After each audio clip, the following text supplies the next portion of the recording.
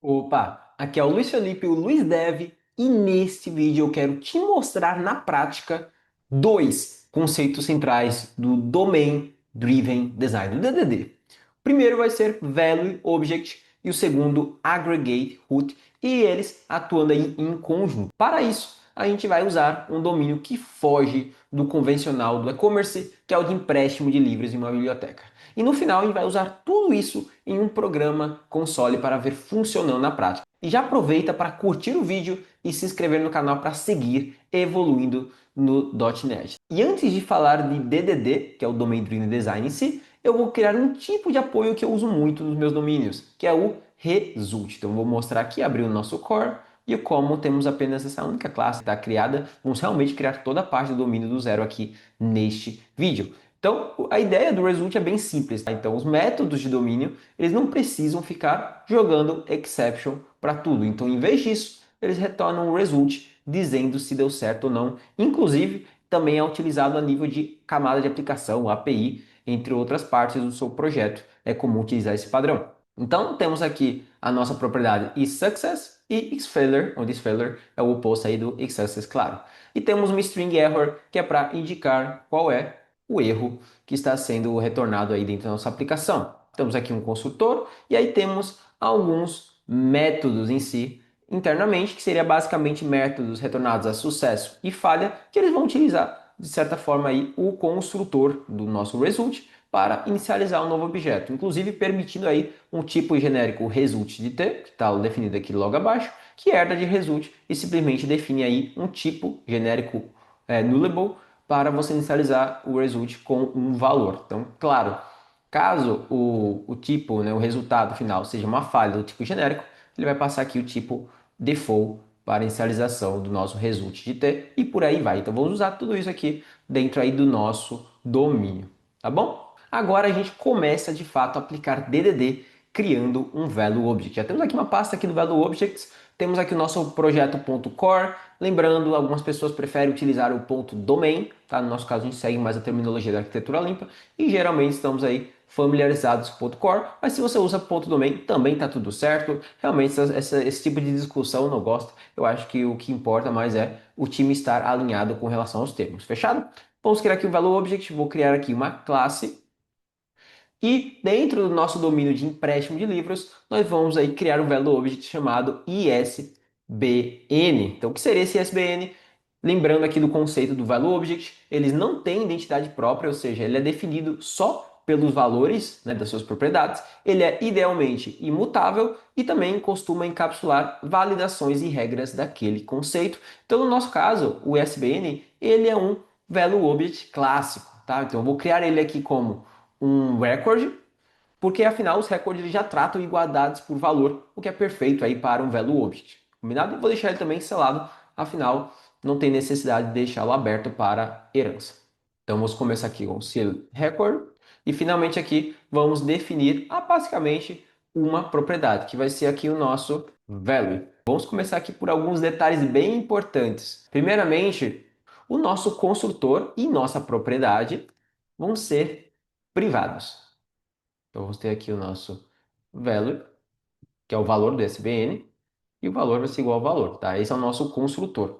Então repare que o construtor ele é privado e quem vai chamar ele vai ser outro método. Então vou vir aqui e criar tem um método estático, que vai retornar um result de ISBN e vamos criá-lo aqui passando o nosso valor puro do ISBN, que seria o raw ISBN, afinal ele tem que ser aí formatado, temos que fazer uma validação e tudo mais. Então, primeiramente, vamos fazer uma validação simples, que ele já está dando para autocompletar, onde se ele for vazio ou for composto aí por valores em branco, né, de espaços, precisamos aí retornar um result.failure do tipo ISBN. E podemos retornar uma mensagem onde o ISBN não pode ser vazio.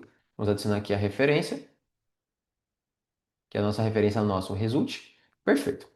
Vamos adicionando mais validações. Primeiramente, o ISBN é composto apenas por dígitos. Então, eu posso aqui criar uma variável chamada digitsOnly, que vai ser basicamente uma string nova, onde eu vou inicializá-la, pegando apenas os caracteres que sejam dígitos e convertendo aqui para uma matriz. E aí, com isso, eu vou conseguir a string apenas composta pelos dígitos. E finalmente eu vou avaliar o tamanho, no caso desse string. Então, no caso, ela precisa ser 10 ou 13. Se ela não for 10 ou 13, né, você pode encapsular isso, por exemplo, atribuir a uma constante, né, para ter um maior controle, evitar strings, né, valores mágicos, você pode fazer. Mas aqui, basicamente, vamos retornar novamente um result failure do tipo ISBN, e aqui a mensagem pode ser ISBN deve ter 10 ou 13 dígitos numéricos. Perfeito. Então aqui já adicionamos adicionando validação no momento da criação do ISBN. Então com isso, garantimos aí consistência do objeto. O objeto vai ser válido quando ele for criado. E finalmente, se não, ou seja, se não caiu em nenhum tipo das validações anteriores, finalmente podemos inicializar aqui um novo ISBN, passando aqui apenas os dígitos obtidos. Perfeito? Então, olha só, apenas para dar aqui uma aumentada. Temos aqui um recorde tipo ISBN, temos um construtor privado com o nosso valor, com o nosso value, e ele vai ser sempre criado através do método create, que vai fazer alguns tipos de validações, como se ele é realmente composto, né, pelos caracteres, né, ou seja, não está nulo, não está vazio, não está composto apenas por espaços, obter apenas os dígitos e validar aí o tamanho desse string. Se sim, está tudo certo, vamos aqui retornar o objeto com success. Vamos agora para o nosso segundo conceito de Domain Driven Design, que é o de Aggregate Root, raiz de agregação. Mas até mesmo antes de chegar nele, vamos precisar falar de entidade. Então, segundo o DDD, uma entidade ela tem identidade própria, 2, o que define quem ela é vai ser o identificador, um ID, não apenas os seus valores compostos, tá? Pelo qual ela é composta. E finalmente, uma entidade ela pode mudar ao longo do tempo, né? Pode mudar status, pode mudar descrição e vai manter com isso a mesma entidade. Então, no nosso domínio, um livro ele é uma entidade. Então, eu vou aqui criar uma nova entidade chamada book. Então, um livro ela tem uma identidade. Essa identidade vai ser, por exemplo, um ID do tipo with. Um livro pode ter outras informações, como um título. Deixar aqui o nosso private set. Nosso private set também aqui no caso do título. E também podemos ter o nosso próprio value object, que é o ISBN, que é o value object que nós criamos anteriormente. ISBN. Finalmente aqui também um private set. E aí vamos inicializar tudo isso no nosso construtor. Vamos agora gerar o nosso construtor. Então vamos aqui em Generate Code, construtor, vamos selecionar apenas o título e o ISBN, e o ID, por exemplo, poderia ser já guide.newWidget. Perfeito. Vamos agora para o terceiro conceito do Domain Driven Design, que é o Aggregate Root. Então, segundo o DDD, um aggregate ele é um grupo de objetos de domínio que é tratado como uma unidade de consistência. E nesse agregado ele tem uma raiz, que é o Aggregate Root, que é a única entidade que é exposta aí para fora. Então, o que basicamente o Aggregate Root ele vai fazer? Ele vai basicamente proteger as invariantes do agregado, tá? Então, basicamente uma invariante é uma regra que deve ser sempre verdadeira em um agregado, e antes e depois de qualquer operação. E é uma condição que não pode ser quebrada nunca, por isso que chama invariável, tá? E é através dele que qualquer mudança de estado acontece. No nosso caso, o empréstimo ele é um aggregate root do agregado do próprio empréstimo. Aí ele pode inclusive ter objetos dentro dele, algum objeto para definir a multa, o histórico do empréstimo, enfim, né, de atualizações do empréstimo, entre outras informações. Então vamos aqui criar o nosso aggregate root, que vai ser o loan. Lembrando que um aggregate root ainda assim ele é uma entidade também. Então, no caso, que dados o empréstimo ele vai ter? Então vamos focar bastante aqui na parte de regras. Então, vamos começar aqui com uma constante. Definir aqui uma constante que vai ser qual o padrão de duração, né, de um empréstimo. E vamos começar aqui a definir algumas propriedades. O ID, vou deixar aqui private set. Vamos colocar aqui o user ID, né? No caso, o empréstimo vai estar associado aí a um usuário. Vamos ter aqui um ID da cópia do livro. Vamos ter aqui data de início do empréstimo, data de término, né? Na verdade, vamos colocar o prazo, né? Que seria o due date. E finalmente vamos ter aqui o status, o loan status, que vai ser basicamente uma propriedade, vai ser um enum. E vamos aproveitar até aqui e criar, né, o nosso enum. Vou vir aqui na nossa pasta enums. Vamos chamar ele de loan status e vou deixar um status bem, bem, bem simples, certo? Vamos deixar aqui status ativo e retornado. Beleza? Com isso, vamos simplificar bastante aqui a nossa implementação do Loan. Vamos adicionar aqui referência e perfeito. E agora vamos começar a criar alguns métodos para começar a garantir que esse Loan, quando ele for criado, ele vai respeitar suas invariantes. Então, vamos aqui criar um construtor, todos menos também o status, claro. Então, vamos. Afinal, o status ele vai começar, né, com o status padrão. Então, vou marcar todos e aqui só vou colar aqui também. O due date também ele vai ser variável. Então, vamos basicamente só ter três propriedades sendo definidas. O ID vai ser igual a widget.newWidget. Vamos fazer aqui o due date vai ser igual ao start, exatamente isso aqui, startDate.addDays, que é esse default load dates, que é basicamente o tempo padrão, e o status, eu vou colocar simplesmente o status ativo, tudo bem? E agora vamos começar a adicionar as nossas variantes para garantir que o empréstimo ele vai estar respeitando as suas regras. Então vamos lá, vou colocar aqui que ele retorna um result de loan, vamos colocar aqui um método de criação, que vai ser basicamente o ID do usuário, e o Book ID. E também o Start Date podemos pegar de hoje. Então, se for parar para pensar, realmente só precisaria dessas duas informações. Aqui vamos adicionar referência. Perfeito. Então, por exemplo, se o user ID for igual ao quit.empty, já podemos aqui de cara retornar um result.failure de loan, passando aqui o invalid user. Perfeito. Se o book ID também é igual ao empty, mesma coisa. Vamos aí retornar um erro do tipo failure result loan invalid book. Perfeito. Então o loan vai ser igual a new loan. No caso, não vai ser daytime.now porque a gente não está passando na verdade, aqui a gente está, né, passando o start date, né? Mas sendo que start date, de fato, ele poderia ser definido como hoje, né? Então bora lá. Datetime.now o texto final. Se quiser pegar, por exemplo, a data, pode pegar o date. E aqui, finalmente, eu posso pegar textfinal.date.addDays. Perfeito. Então aqui, no caso, eu estou criando, né, o LOAN. E finalmente, eu vou retornar aqui um result.success LOAN. Perfeito. Então aqui eu estou garantindo que no momento da criação do empréstimo, ele vai estar no estado correto. E aí podemos ter outros métodos. Por exemplo, temos uma variante que apenas empréstimos ativos podem ser renovados. Então eu vou criar aqui um método que vai retornar um result. Ele vai ter aqui o método renew. E aqui ele pode ter um booleano que vai ser has active reservation, vamos chamar passando aí o status se ele tem uma reserva ativa. Pode ser isso, ou pode simplesmente, vamos aqui ver só qual é o status que temos permitido, retornado, ativo. Imagina que podemos colocar aqui late, está atrasado, né? Então olha só que legal, a gente nem precisaria disso aqui mesmo, e simplesmente dependeria, né, todo em cima do status. Então, se o status ele for diferente de ativo, a gente tem que retornar um erro. Afinal, ele só pode ter uma renovação, no caso, só pode ser para uma reserva que esteja ativa. Perfeito?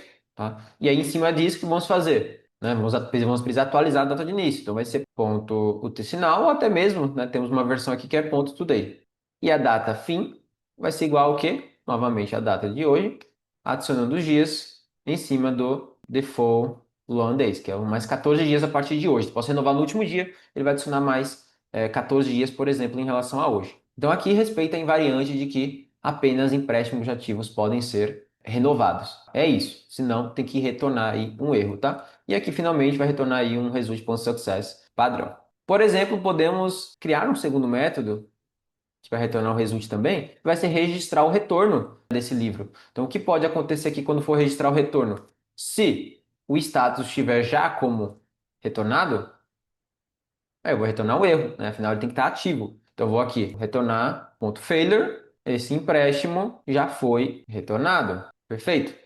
Atualizo o status, por exemplo, como retornado e retorno result.success. Novamente, aqui temos uma variante. Eu não posso retornar o livro duas vezes, por isso que eu tenho que verificar se o livro foi de fato retornado. Então, em resumo, o aggregate root ele vai concentrar as regras. O estado interno ele só vai mudar passando por esses métodos que conhecem as invariantes. Em cima desse objeto Loan, nós poderíamos adicionar algumas novas entidades, como a parte como histórico de atualização de empréstimo, entre outras coisas. Podemos fazer isso sem problema, mas um agregado ele pode ser raiz, mesmo que, por exemplo, não seja referenciado por outros agregados, que ele não tenha, por exemplo, entidades internas, que ele não seja dono de algo específico ou que ele mesmo tenha alguma relação hierárquica com os outros, tá? O objetivo do aggregate root é simplesmente garantir consistência, tá? E não apenas hierarquia. É um ponto importante porque algumas pessoas acham que só porque tem uma entidade, essa entidade tem as regras, mas como ela não tem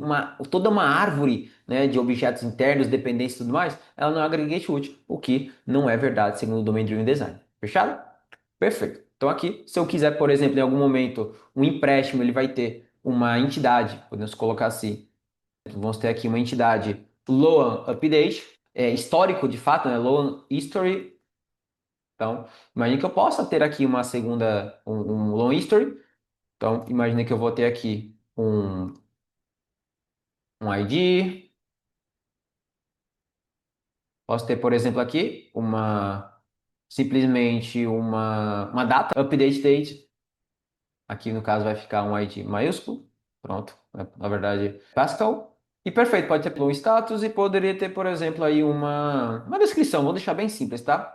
Por exemplo, podemos ter aí uma description, beleza? Então aqui eu posso ter data de atualização já tem, vai ser simplesmente, né, um construtor de de descrição, afinal o ID ele vai ser igual a guide.newguide e o update date vai ser igual a datetime.now. E aqui dentro de Loan, eu posso ter uma listagem de Loan History, uma coleção, né, de Loan History chamada simplesmente histórico. E aqui, dentro de History, eu posso, por exemplo, começar com uma listagem, imagina aqui, e aí eu posso ter aqui dentro do Loan History, eu posso ter empréstimo Loan Started. Ele já começar pera aqui só, no caso, eu inicializei aqui duas vezes. Parabéns, Luiz. Fechou? Mas tudo certo. Vou aqui só voltar aqui para o construtor dele e recebe um description, tá? Então eu vou ter aqui um dele, aqui só vou precisar só mudar aqui, ou melhor até, né? Vamos simplificar, eu posso ter simplesmente aqui começando, pronto. Fica bem mais tranquilo, né? E aqui eu posso começar já com um item de histórico, quando inicializar com empréstimo, eu já vou ter aqui um item de histórico. Então, então nessa regra de agregação, por exemplo, do LOAN, eu vou poder realizar as ações. Então, quando eu criar, eu posso, não, criar tudo certo. Poderia publicar, por exemplo, um evento de domínio. Quando for renovar, eu posso adicionar por aqui, ó, history.add new long history, empréstimo renovado. E quando for registrar aqui, eu posso fazer history.add return. Então, com isso, nós vemos aqui que o long ele pode virar uma raiz de agregação, reforçar, claro, né, as regras e, claro, ter uma coleção de histórico, entre outras informações que o histórico ele poderá ter. Então, boa. Com isso, vamos agora apenas concluir para mostrar na parte prática da nossa aplicação console. Então, posso vir aqui no meu program. Vamos começar aqui, por exemplo, começando com o ISBN. Colocar aqui um ISBN result, fazer um sbn.create e aí vamos ter que começar, tá? Então podemos colocar 9780306. Vou contar aqui os caracteres 7, tá? Então ainda tem 406157, né? Então aqui vamos ter aqui 3, 6, 9, 10, 13. Pronto, 13 caracteres que é o que está validando, tá? E aí eu vou fazer o que aqui? Se o SBN result. Ou pode ser, ou se ele não foi sucesso, ou se ele foi uma falha, né? Então aqui eu posso. Se ele não foi um sucesso, ou melhor, vamos utilizar aqui se ele falhou, né? Isso.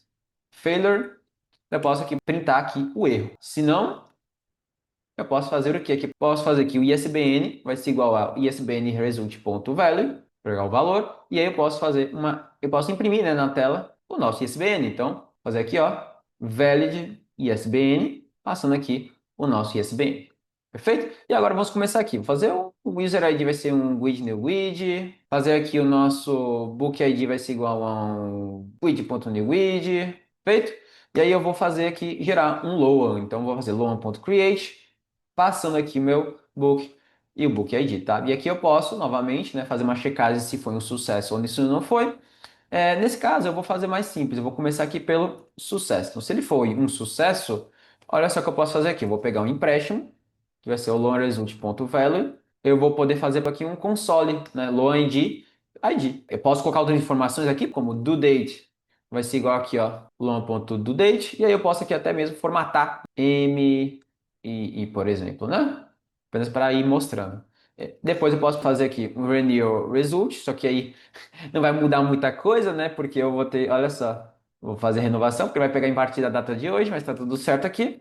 E aí Posso fazer se foi um sucesso a renovação. Eu posso fazer aqui um console.lightline, Loan renewed. Como a data vai ser a mesma da anterior, né? Porque ele vai pegar a data de hoje ainda.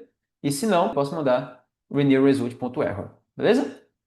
E para concluir aqui, no caso ainda aqui dentro, né, do nosso foi um sucesso, vamos fazer simplesmente aqui, ó, registrar um retorno, né, desse empréstimo.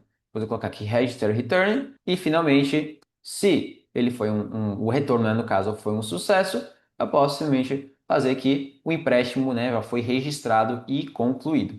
Beleza? E se não, eu posso aqui retornar um erro. Se quiser até aqui mesmo no final, olha só o que eu posso fazer aqui. Posso fazer um for each no item do histórico.